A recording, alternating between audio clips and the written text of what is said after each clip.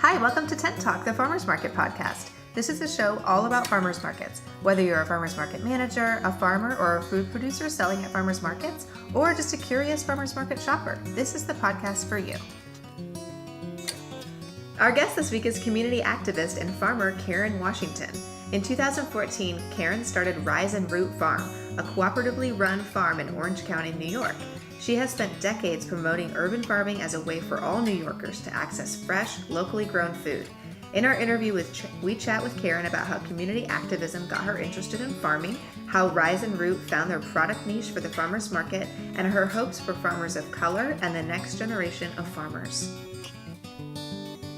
Hi, I'm one of your hosts, Bridget Myers. I've spent years as an on-site farmers market manager, and I've done it all from pulling permits to vetting vendors. And I'm your other host, Justine Marzoni-Mead, farmers market vendor, hot sauce maker, and event facilitator for the Intense Conference. And I'm Kat Fields-White, Director of San Diego Markets, still an active farmers market manager and writer, and founder of Intense Business. Welcome back to Tent Talk. This week we are joined by Karen Washington. Since 1985, Karen has been a community activist, striving to make New York City a better place to live, and her accomplishments are numerous. In 2014, after retiring from a 30-year career as a physical therapist, Karen started Rise and Root Farm, where she grows vegetables, flowers, and herbs using sustainable growing techniques. In addition to farming, Karen is a member of the La Familia Verde Community Garden Coalition, a board member and former president of the New York City Community Garden Coalition, and also co-founded Black Urban Growers. In 2012, Ebony Magazine voted her one of their 100 most influential African Americans in the country, and in 2014, she was awarded with the James Beard Leadership Award.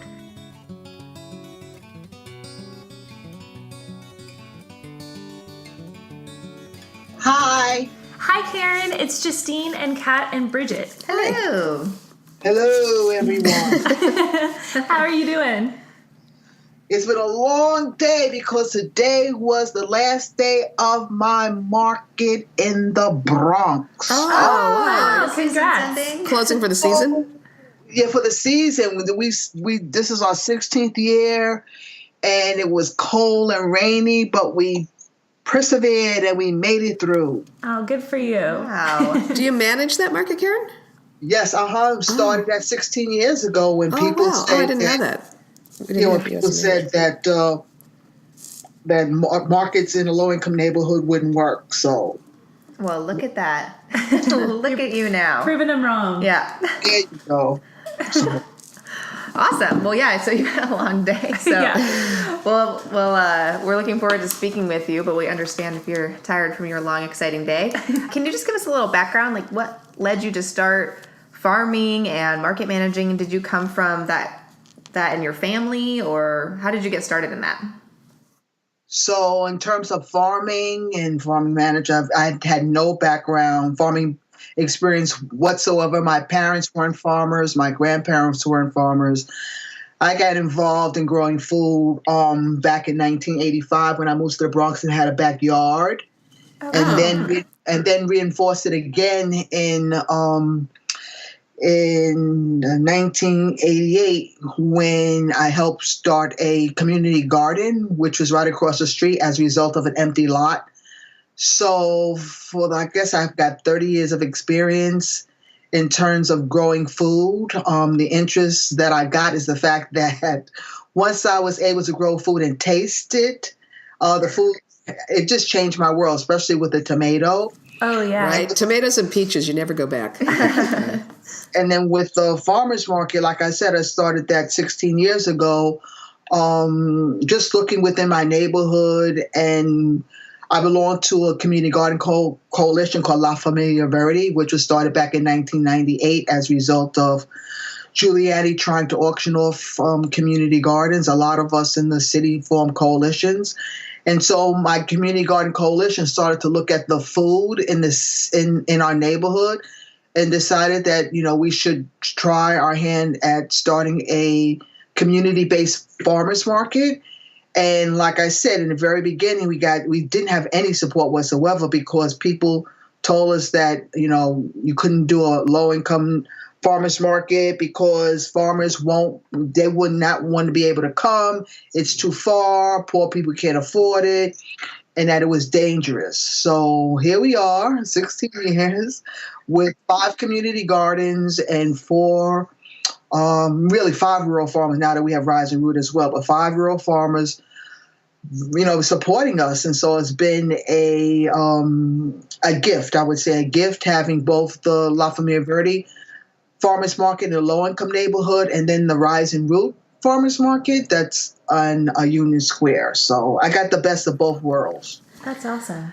I actually had a question for you about how you align the need for farmers making a profit and remaining financially sustainable with the need to bring that fresh food into lower income areas where they might not be able to get the highest price for the food. So is community gardens part of that solution? Is that part of that answer?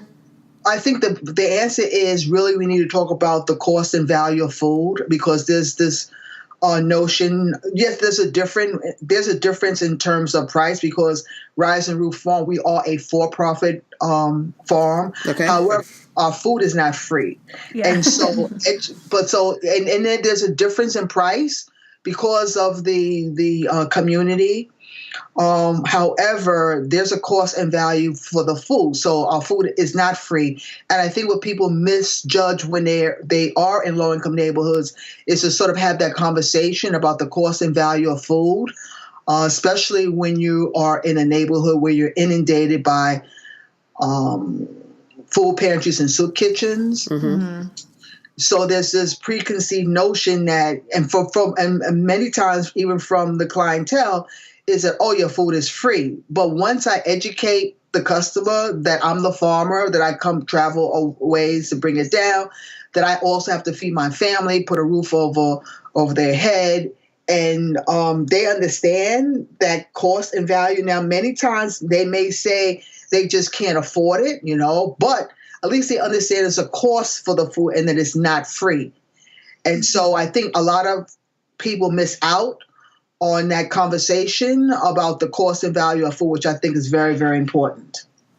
That's good. We started a farmers market some years ago here in San Diego in the Barrio area, and got a lot of pushback, not from the people that live there, but from other people who said, oh, those aren't people that can afford farm fresh food. But in fact, we had very dedicated shoppers there that said, I want to feed my family good, fresh, good tasting food too. You're underestimating what I want to do for my family. Don't write me off just because my income's a little bit lower. Mm-hmm. Absolutely right. Absolutely right. And I think what I try to tell people is that I think we need to change the lens on how we view low-income neighborhoods and marginalized communities and people of color. It's always with that lens of, they're poor, they're needy.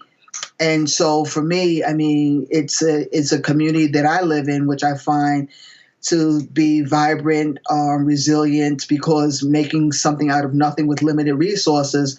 And so when it comes to the access of fresh local food, again, having that conversation, because no one has never had that conversation with people when it comes to food, because food has always been thrown at them.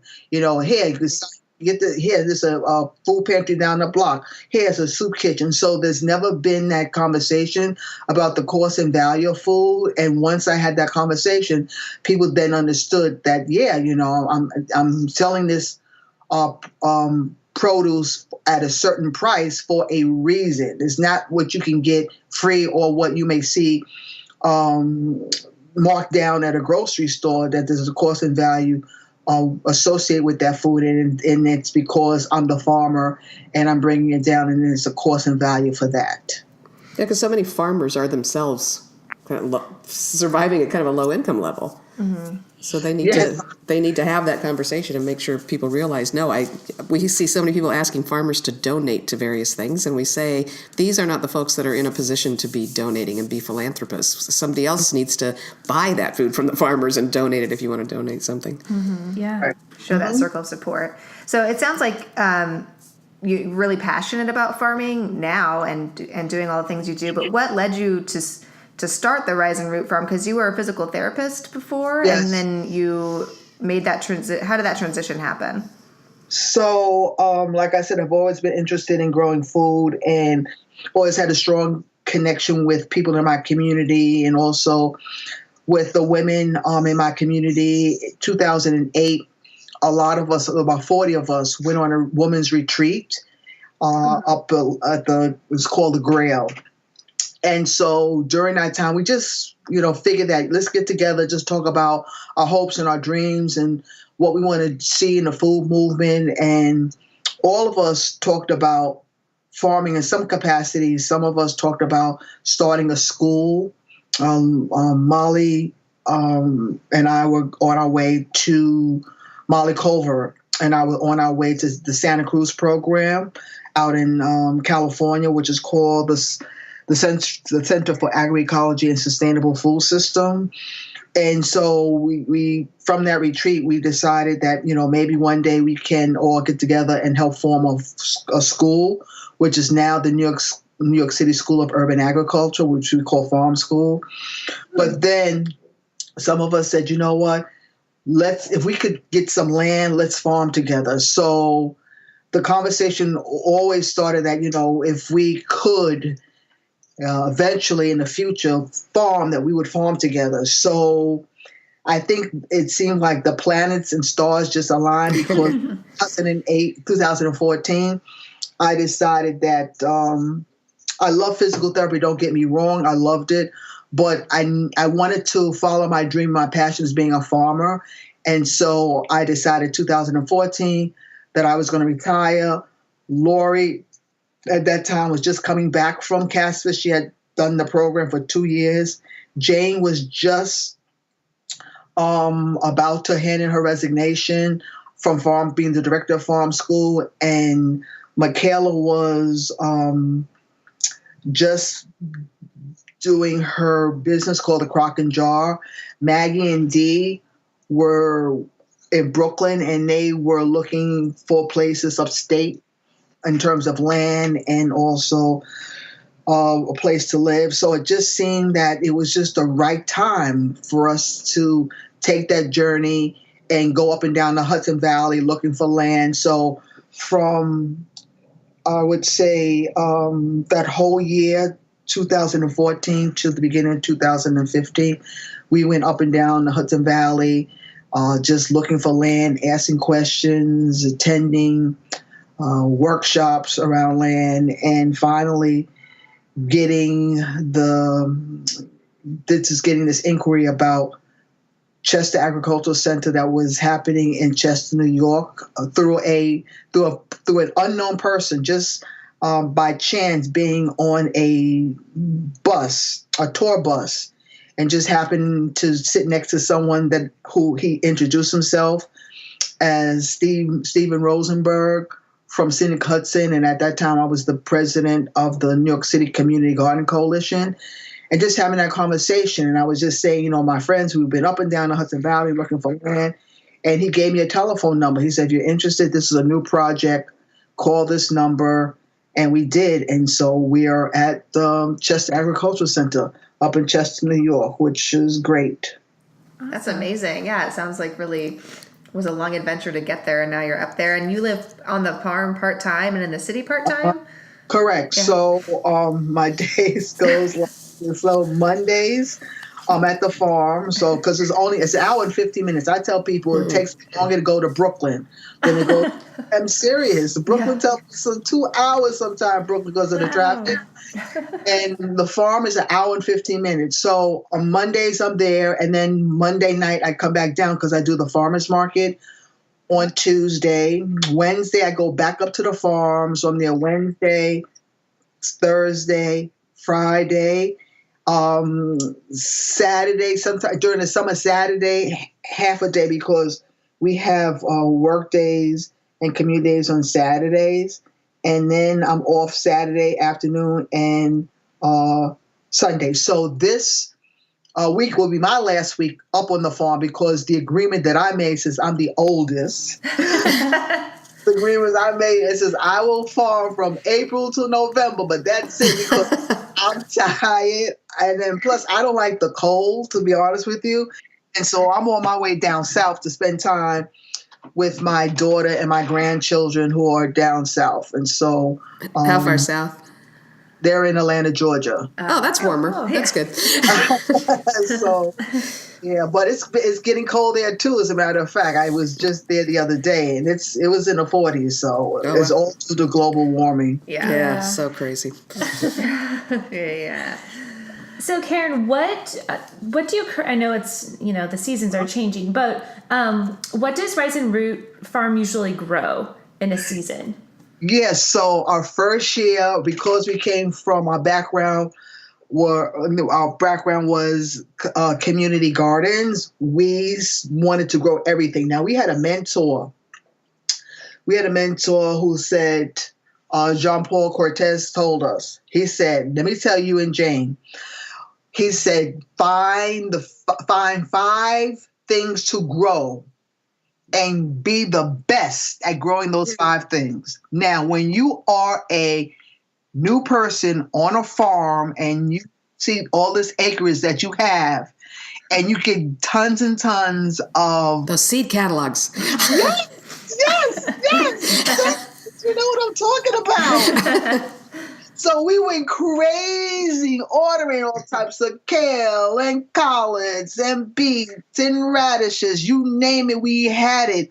Not knowing the black dirt. First of all, not understanding how the black dirt works, which is incredible in terms of soil and organic matter.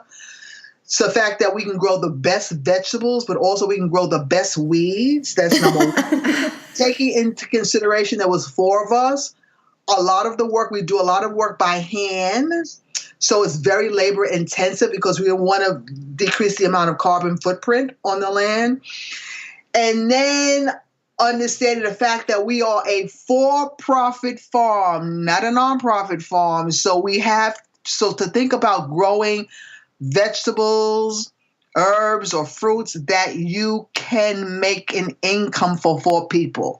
So for the first year, we started to grow everything and found out quickly, number 1, that it was labor intensive. Number 2, that the black dirt grows the best vegetables, but the best weeds.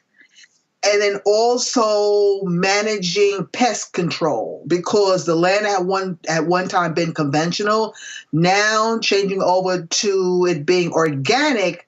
All of a sudden, the little critter, the creatures critters that were once, succumbed to pest management and sprays are no longer say, yay, so we're free pesticides. And so, Fantastic. so the first year was crazy. And so we decided, because we really didn't make hardly any money the first year. I think we paid ourselves $1 an hour, which was really good. At least we paid ourselves something. And the second year we decided, okay, so we're going to cut down. And so we paid ourselves $3 an hour.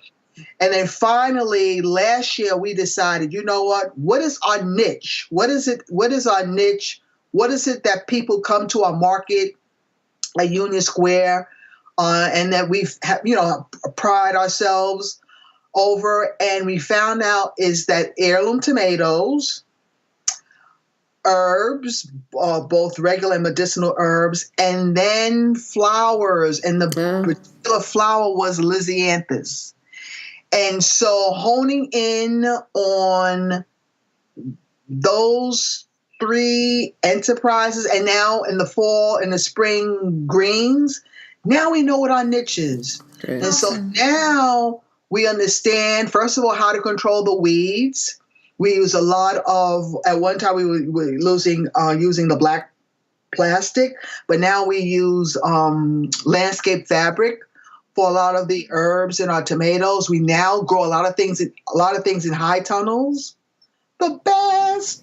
So now we have 3 high tunnels, and we're about to get another one next year, 4 high tunnels. So we had to learn how do you grow successfully on black dirt and manage it in such a way.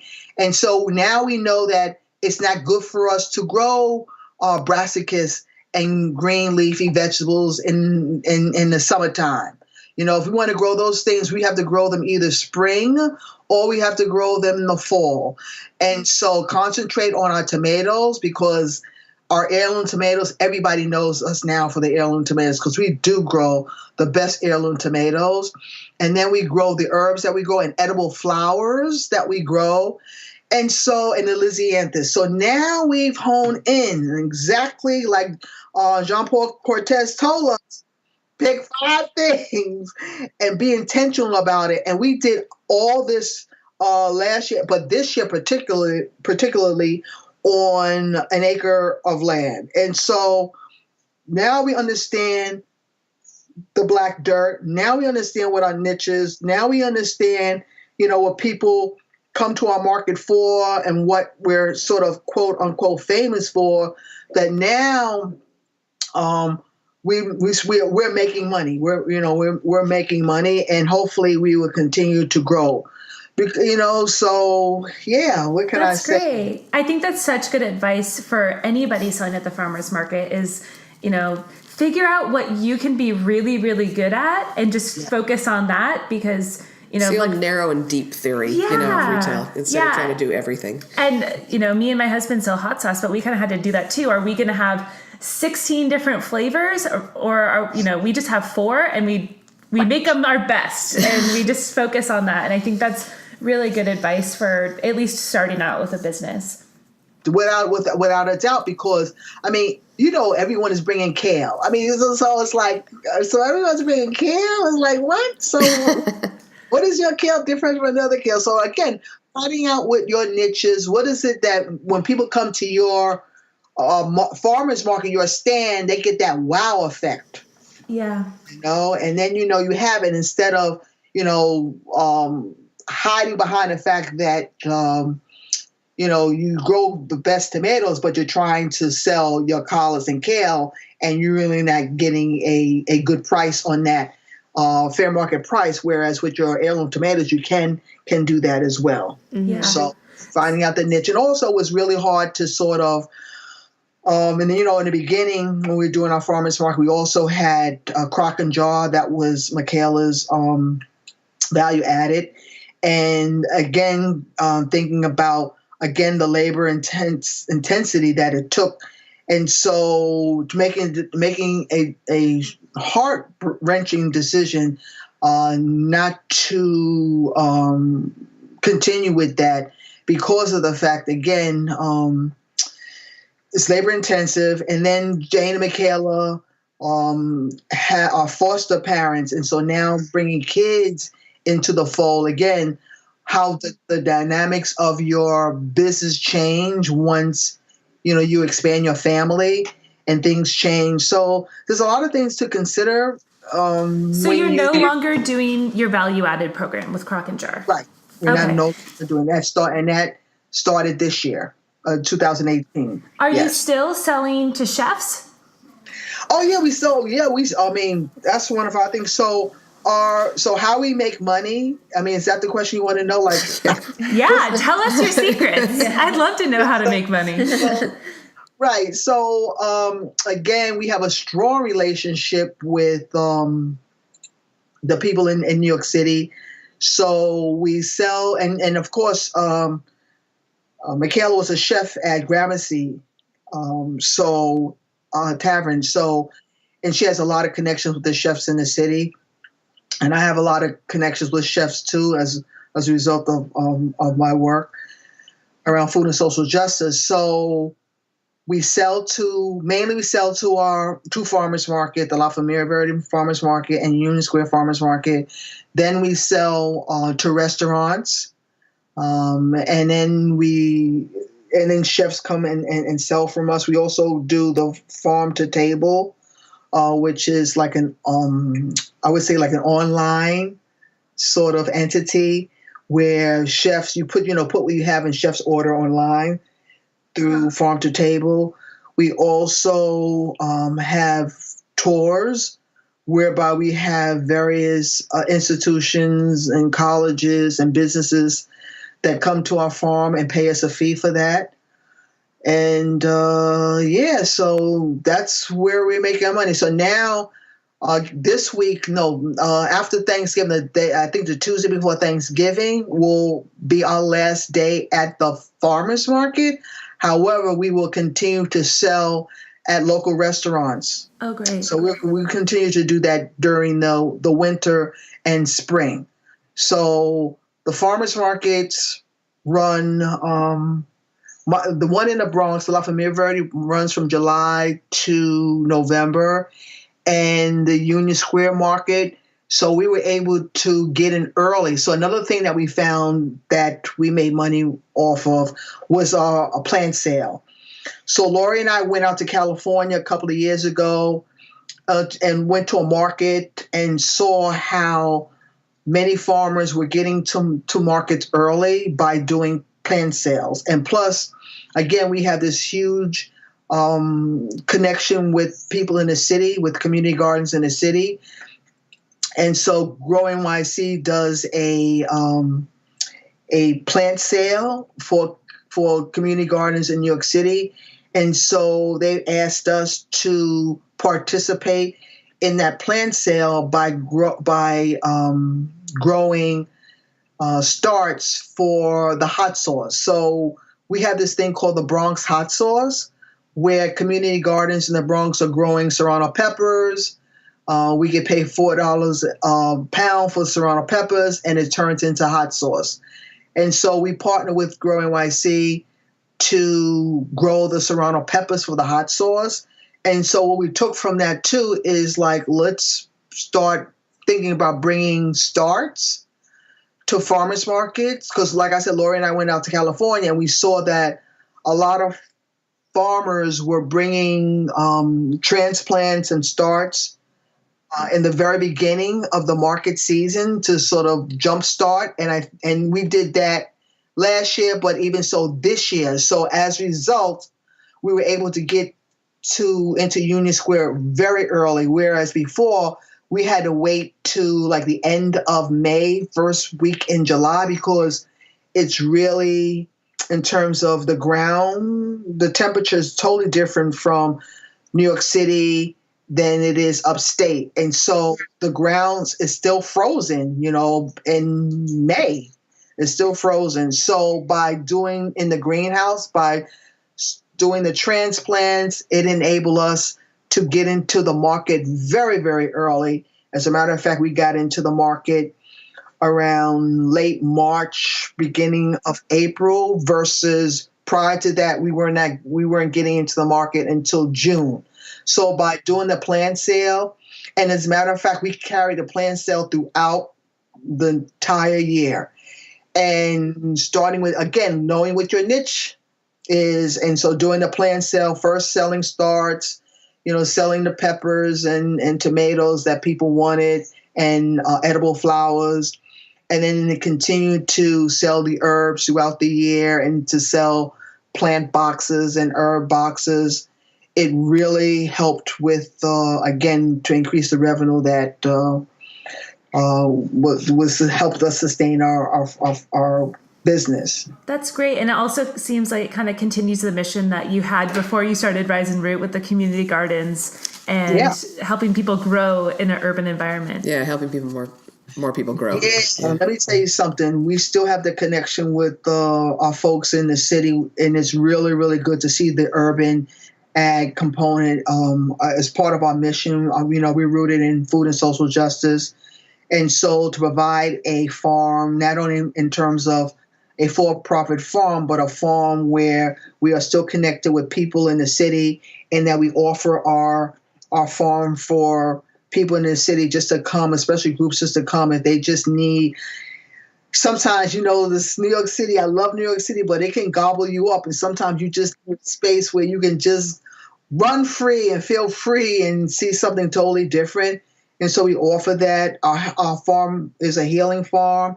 And so when there are episodes of tragedy, we open our farm for people to come just to be amongst friends and if they want a hug or whatever. And I think that's really, really important because we engage in that, allowing that people to understand that our farm is a healing farm and to come in time of need. That's a wonderful thing.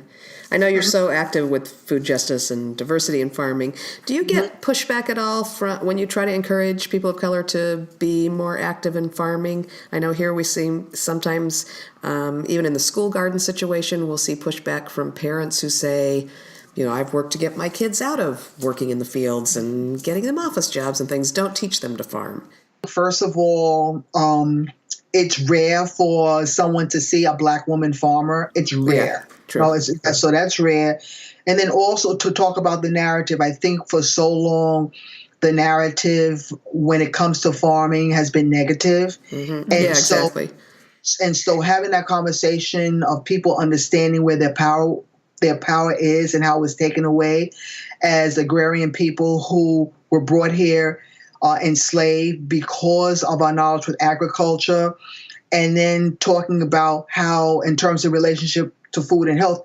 And as a physical therapist, I would have that conversation with my with my patients who, when I said I'm a farmer or gardener, the first thing they would say, Ms. Washington, how could you? I would never. That's nothing but slave work. It was horrible. Mm-hmm.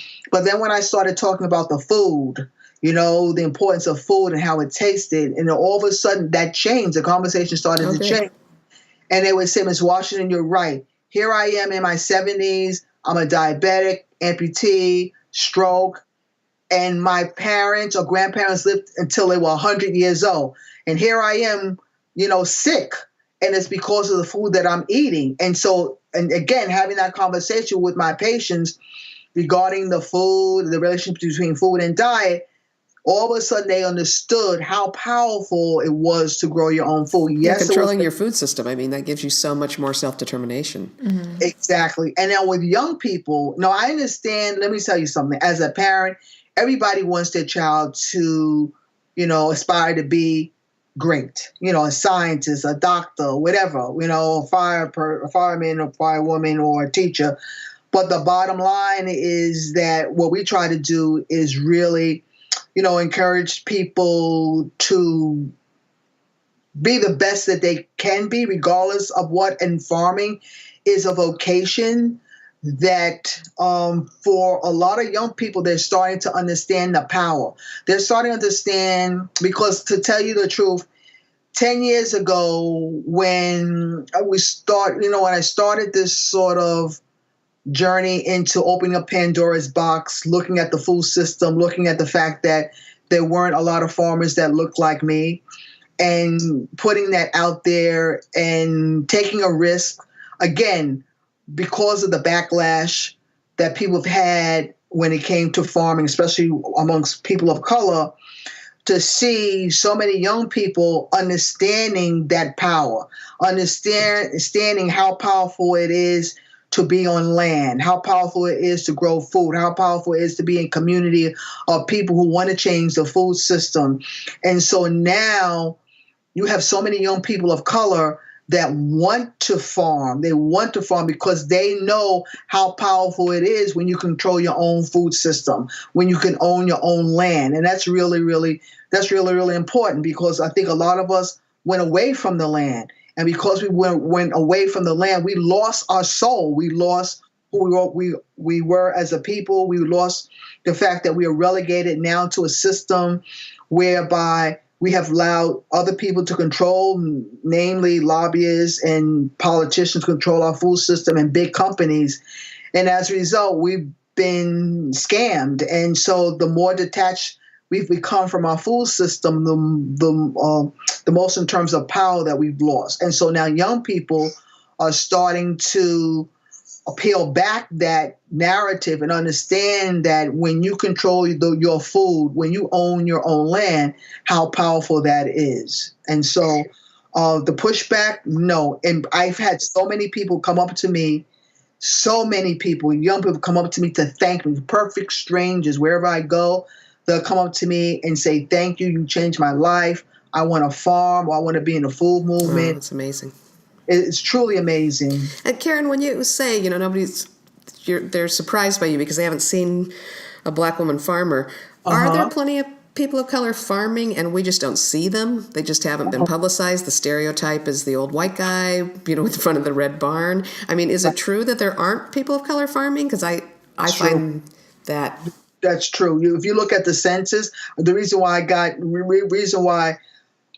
started the Black Farmers Conference was the fact that when I was in California attending the program, in Santa Cruz program, we would go to various farms, and I would see farm workers of color, Sure. but I wouldn't see any black people that look like me, and I didn't see any black person as a farmer. Right. So it's the And- people who are actually working the land.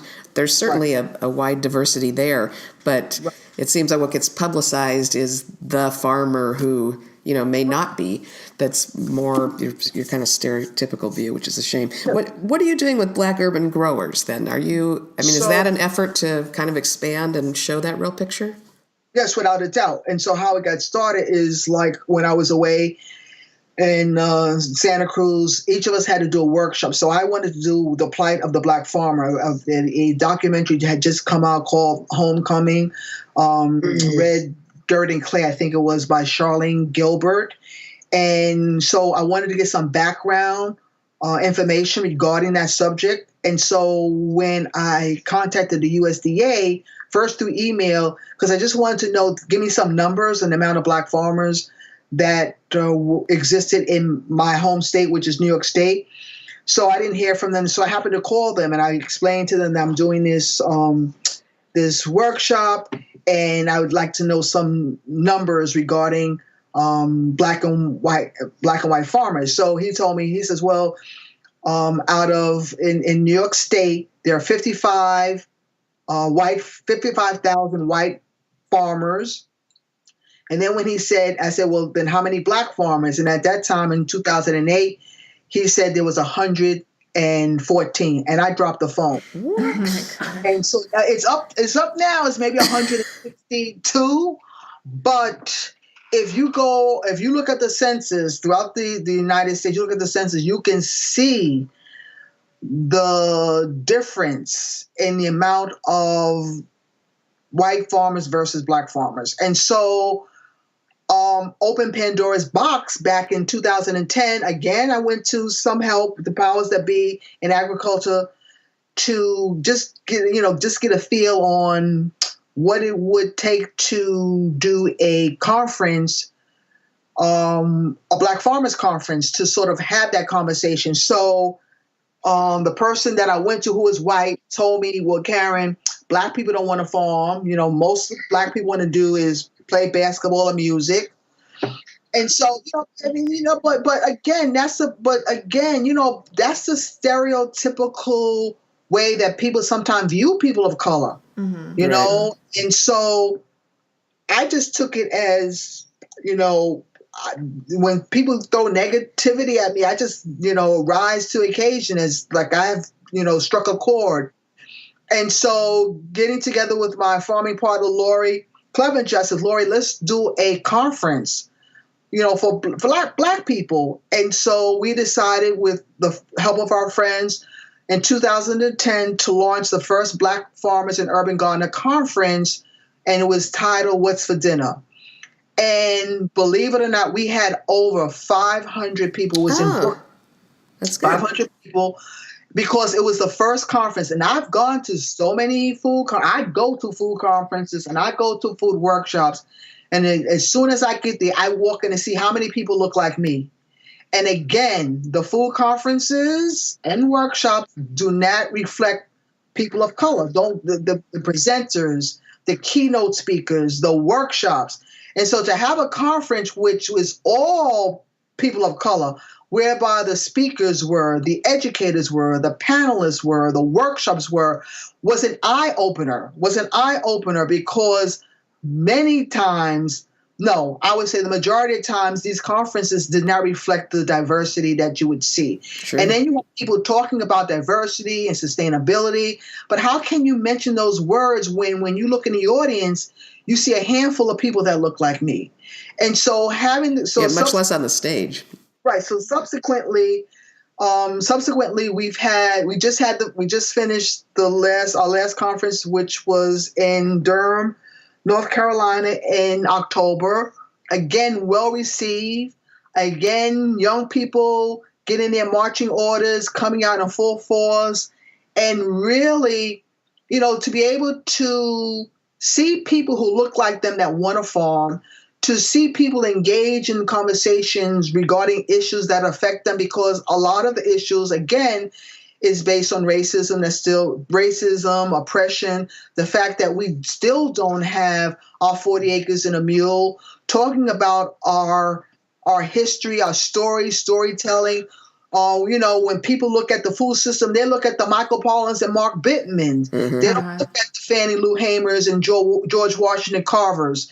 And these are the people that we look up to, but they're never mentioned when you talk about agriculture. So we give a platform where voices that have been shut out are heard, where people who have contributed to the food system is uplifted, when tales about how agriculture, the tools of agriculture, the fact that irrigation and crop rotation all came from Africa when we came from enslaved people here. All these methods we taught people here. And so to be able to get that message back so that people feel proud that, you know what, it wasn't all about slavery. We came here specifically because of our knowledge when it came to agriculture. So important. Yeah.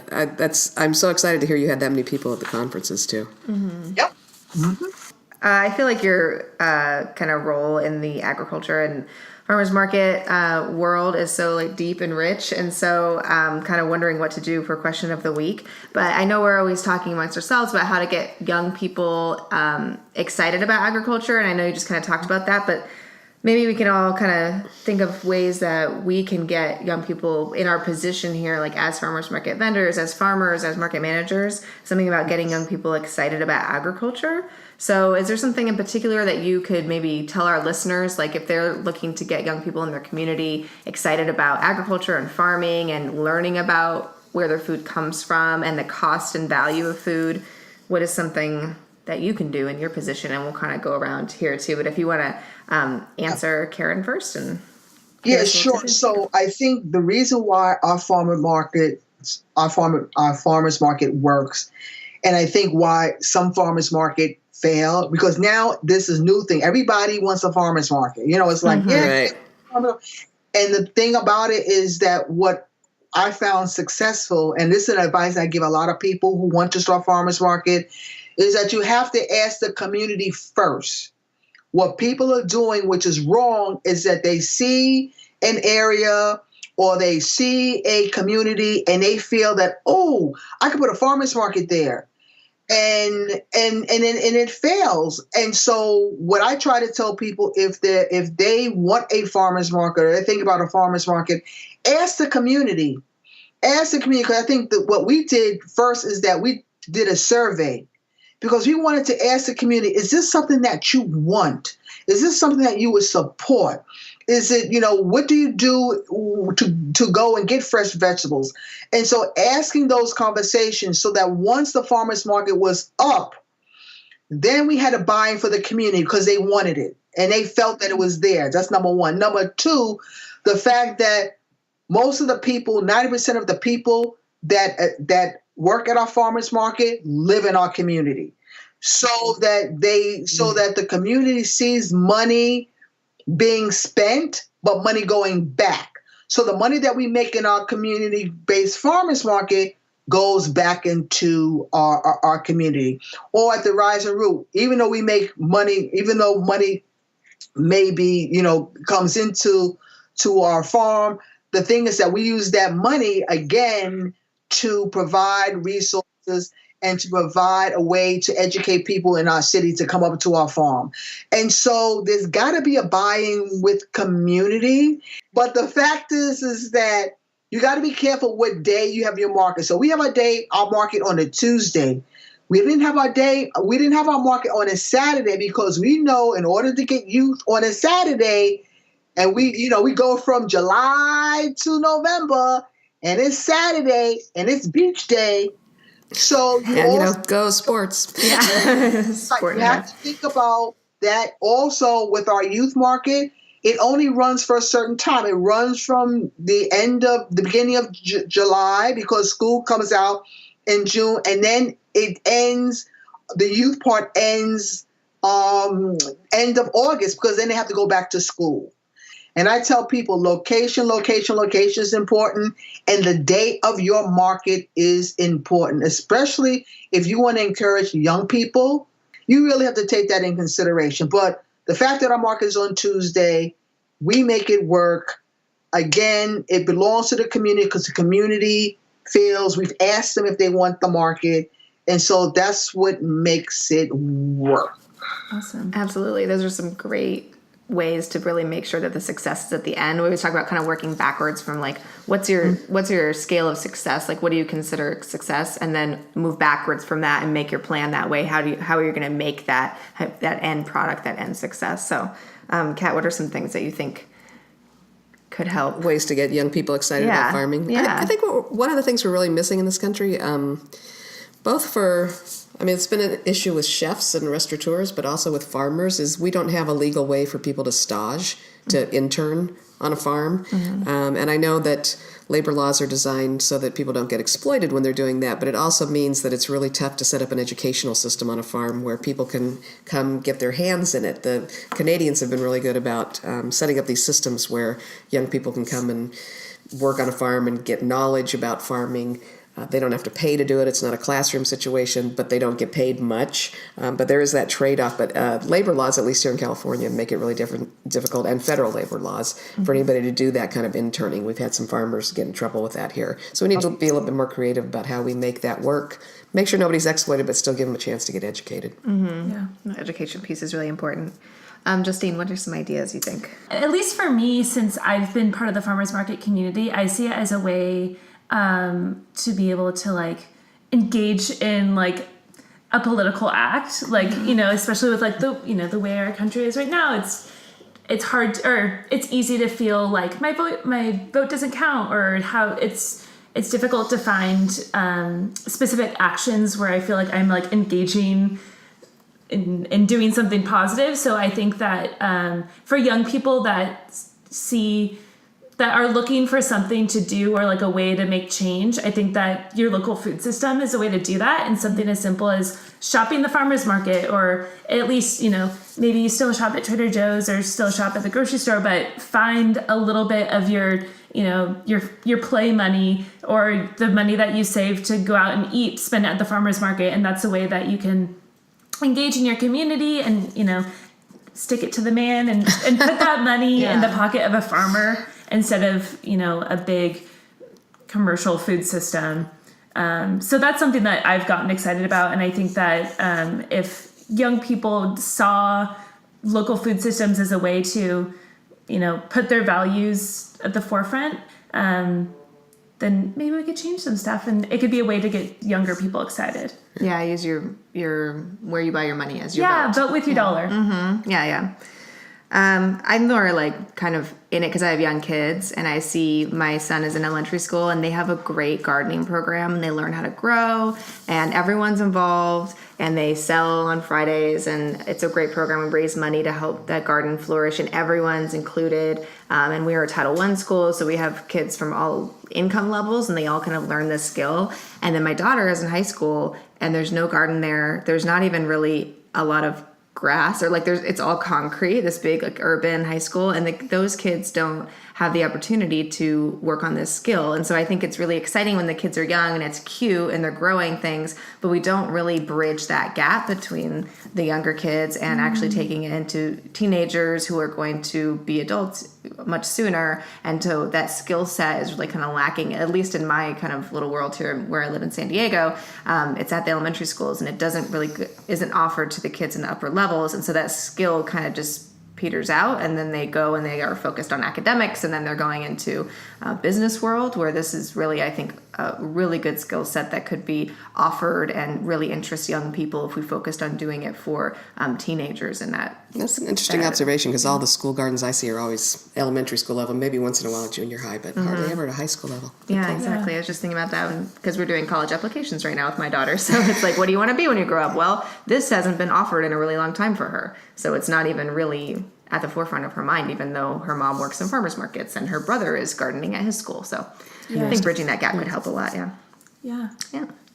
Well, Karen, thank you so much for speaking with us. And I I know I've been educated on a lot of things, and I'm really excited to kind of read more about your programs and follow you and what you do. So thanks for taking time to talk with us on your very last day of your market, and congratulations on a great season, and have fun in Atlanta.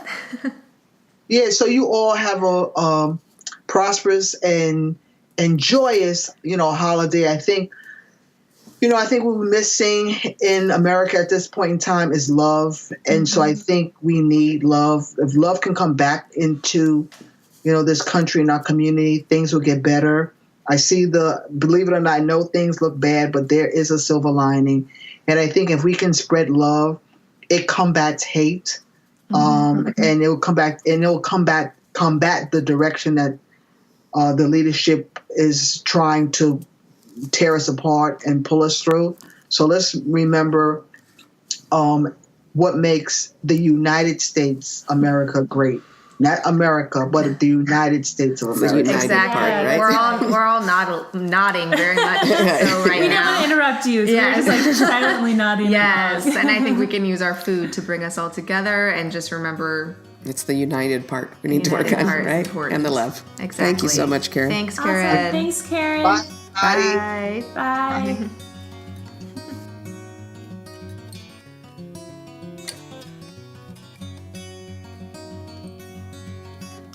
Hey, thanks for listening along. Please leave us a review on iTunes and tell us how you liked today's episode.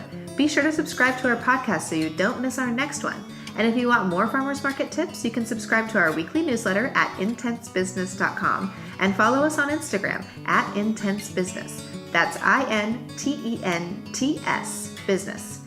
The 2019 Intense Conference will be held in San Diego, February 24th through the 26th. Register today. This podcast is produced by Intense Business, where passion meets profit. Today's episode was recorded and edited by Justine Marzoni Mead. Original music by David Mead.